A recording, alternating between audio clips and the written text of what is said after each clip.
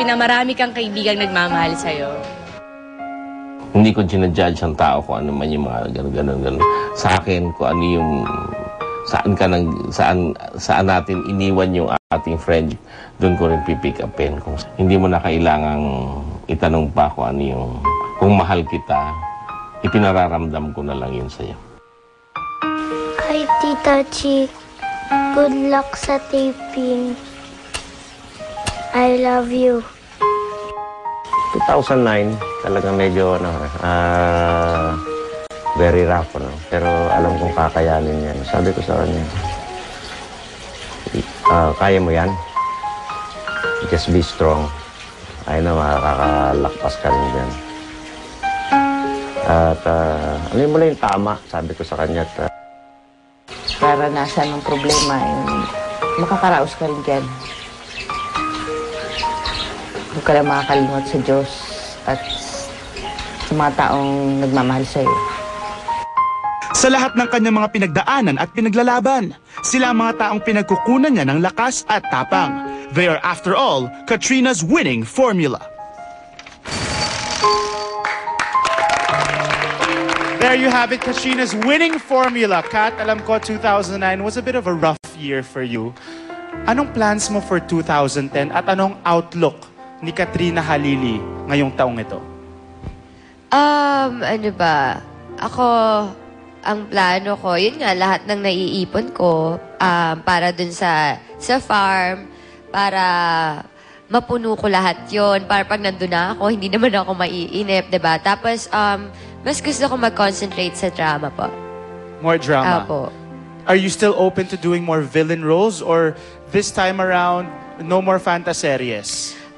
Sa akin, siguro last na muna po yung Darna. Siguro, parang sa lahat naman ng pinagdaanan ko, hindi muna bata ako babagay ng fantaserya, di ba? Mas gusto ko, syempre, heavy drama na lang muna. Okay, and of course, with Direk Mario J behind you, I'm sure he's very supportive of that. And speaking of supporters, Kat, we have a special guest for you. She was your high school teacher from 2nd to 4th year high school, Mrs. Gloria T. Please join us here. Hi po.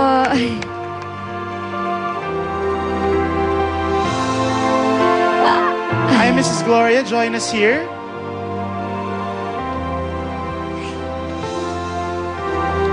Hi, Ma'am. Naku, parang naging estudyante ulit si Kat.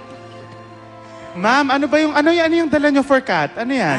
Very memorable from Katrina Halili. Why? What is that? Let's open the t-shirt, Kat. What's that? A t-shirt from El Nido, Palawan. Pasalubong. Pasalubong. Pasalubong ni Kat dati. Siguro mga 6 years or 7 years. Wow, bakit naman kayo nabigyan ng pasalubong ni Kat? May ginawa ba siyang mali or... Hindi naman. Siguro noon ay absent siya ng 3 days. Ay. Umuwi ata siya ng Kaya ng pala may Palawan. dala. Ako yata yung advisor. Siyempre, inahanap mo yung nawawalang estudyante. So sabi ng kanyang mga kaklase, Ma'am, umuwi ata ng Palawan. So pagbalik niya, may dala siyang t-shirt tsaka honey green. And yun naman po, gumana naman po yung bribe na yon. Kayo ba, hindi nyo naman siya binigyan ng mark na absent or whatever? Hindi po ba kayo nagalit sa akin, Ma'am? Hindi naman kayo nagalit? Marunong sumip-sip. Kahit hindi masyadong nag-aaral, talagang marunong siya. Ay? Teka lang, ano ito? Laglagan, Ma'am. Pero Miss Gloria, alam ko, Katrina was your student. And now seeing her as one of the most sought-after actresses in the country, Yes. what do you want to tell Katrina? Pardon? What do you want to tell Katrina? Ano po yung message niyo sa kanya?